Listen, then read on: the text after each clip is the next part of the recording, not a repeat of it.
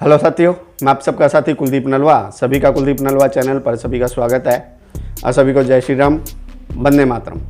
साथियों, आज फिर मैं अपनी नई जानकारी लेकर के आज सबके सामने एफपीओ से जुड़ी हुई जानकारी लेकर के आज फिर आप सबके सामने।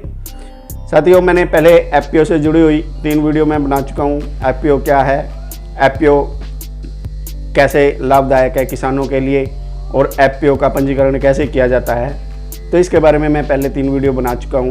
और यदि किसी भी साथी ने, किसी भी भाई ने यदि इन वीडियो को नहीं सुना है तो वो मेरे चैनल पर जा कर के उनको देख सकता है, सुन सकता है। और साथियों, आज एफपीओ कैसे चलता है, आज हम इसके बारे में बात करेंगे। एफपीओ को चलाने के लिए एक सहायक होता है SFAC, लघु कृषक व्यापार संघ, लघु कृषक कृषि व्यापार संघ। ये भारत सरकार द्वारा निर्मित है और ये कृषि मंत्रालय के तहत कार्य करता है। और इसका मकसद होता है कि एफपीओ को कामयाब करना और एफपीओ के साथ ज़्यादा से ज़्यादा किसानों को जोड़ना, ज़्यादा से ज़्यादा किसानों का जोड़ना।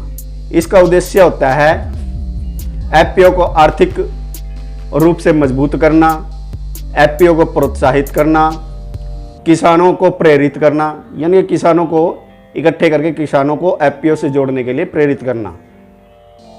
उनको ये समझाना कि एफपीओ किसानों के लिए कैसे लाभदायक है, क्योंकि एक अकेला किसान वो लाभ नहीं कमा सकता जो एक संगठन के माध्यम से वो लाभ प्राप्त कर सकता है।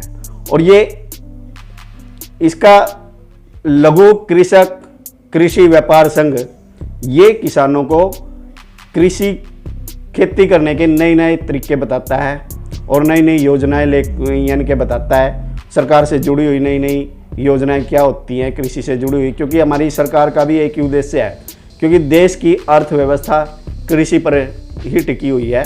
तो इसीलिए अब हमारे देश के प्रधानमंत्री माननीय प्रधानमंत्री नरेंद्र मोदी जी का भी एक ही उद्देश्य है कि कृषि को उन्नत करना, यानी कृषि को एक व्यापारिक क्षेत्र में बनना, व्यापारिक बनाना, किसान को व्यापारी बनाना। और ताकि किसान की आमदन बढ़ेगी तो तभी देश की उन्नति होगी। तो इसीलिए हमारी सरकार का सिर्फ उद्देश्य है कृषि को उन्नत करना। इसी के ऊपर ही उनका ध्यान पूरा फोकस है कि कैसे कृषि को लाभ में लाया जा सके। तो इसी के लिए एफपीओ का ये योजना सरकार लेकर के आई और इसीलिए अब पूरे देश के अंदर एफपीओ का निर्माण किया जा रहा है। इसीलिए इस लघु कृषक कृषि व्यापार संघ का एक ही उद्देश्य यही काम है कि वो किसानों को, छोटे छोटे किसानों को, जो छोटे छोटे किसान होते हैं उन छोटे छोटे किसानों को एफपीओ के साथ जोड़ते हैं। और फिर उसके बाद उनको एफपीओ को प्रोत्साहित भी करते हैं। यदि जो कोई एफपीओ यदि अच्छा कार्य करती है तो फिर उसको प्रोत्साहित किया जाता है। और फिर उसके बाद छोटे छोटे किसानों को प्रेरित किया जाता है। और इनका एक और उद्देश्य होता है कि फसल को उचित मूल्य देना, उचित मूल्य किसानों को दिलवाना। इनका मकसद होता है कि जो किसान ने उत्पादन किया है उसकी फसल का उचित मूल्य किसान को मिले। और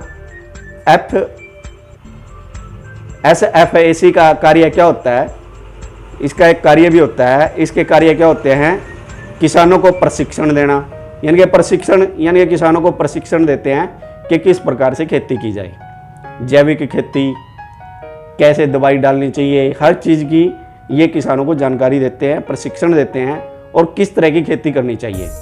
ये सभी प्रशिक्षण देना भी इनका कार्य होता है। और एफपीओ को अनुदान भी देते हैं। अनुदान यानी 15 लाख रुपए का अनुदान देते हैं। और इनका एक और मकसद होता है, एक और कार्य होता है कि दिल्ली किसान मंडी अंतर्राष्ट्रीय कृषि बाजार योजना को ई प्लेटफॉर्म के साथ जोड़ना। यानी कि ये जो लघु कृषक कृषि व्यापार संघ है ये किसानों के उत्पादन को बाजार तक ले जाने का एक रास्ता बताते हैं, यानी कि वो पोर्टल जोड़ते हैं कि कैसे किसान अपना उत्पादन करके उसको बाजार तक कैसे लेकर के जाएगा।